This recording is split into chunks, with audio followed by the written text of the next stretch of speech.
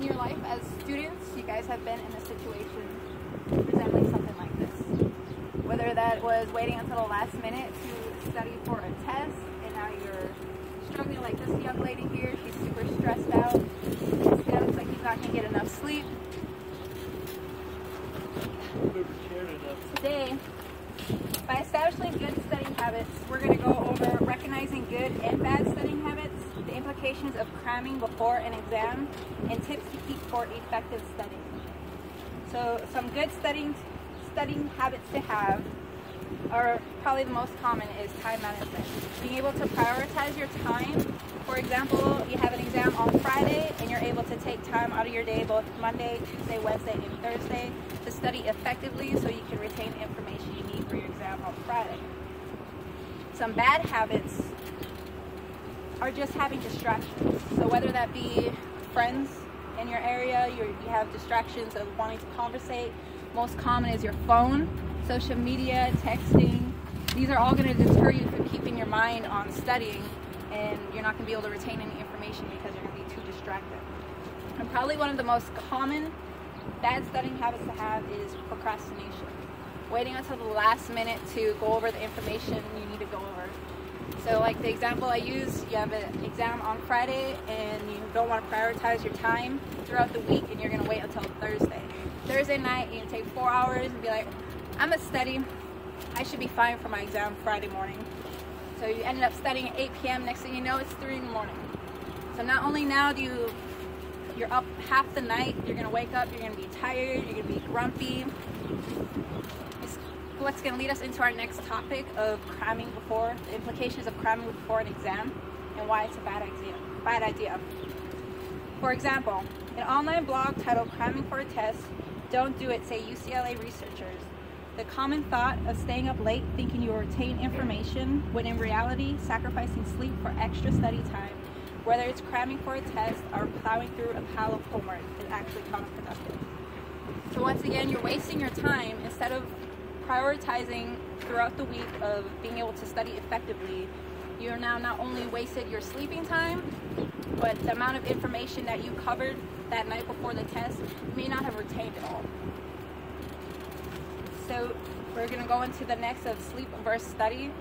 Sleep is essential in your everyday life. You need sleep to be productive.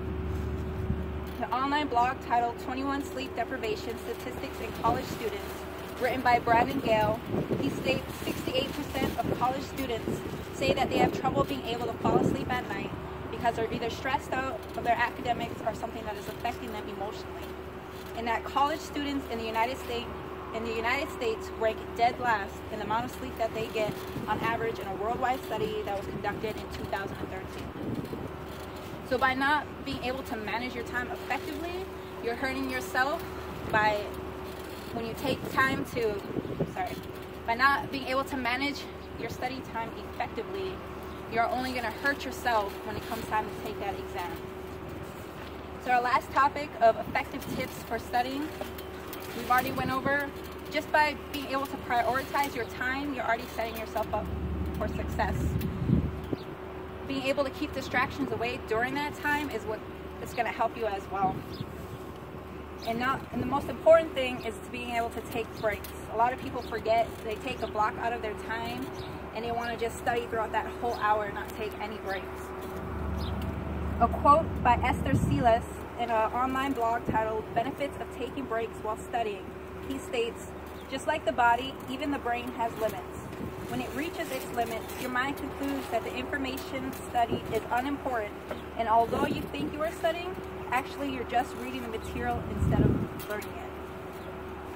So you're not retaining any of the information that you're going over. It's really important to take the breaks. Just as important as it is to set aside the time to study, just remember to take breaks. By taking these steps for effective studying, you're creating your studying routine. For example, my study routine, when I study, I have to have something caffeinated and I have to have some sweets.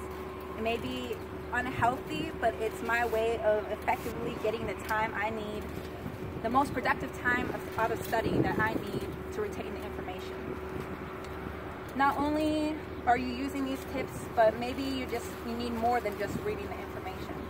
So for example, if you can't just read information, retain it, a lot of people use things like flashcards, quizzes.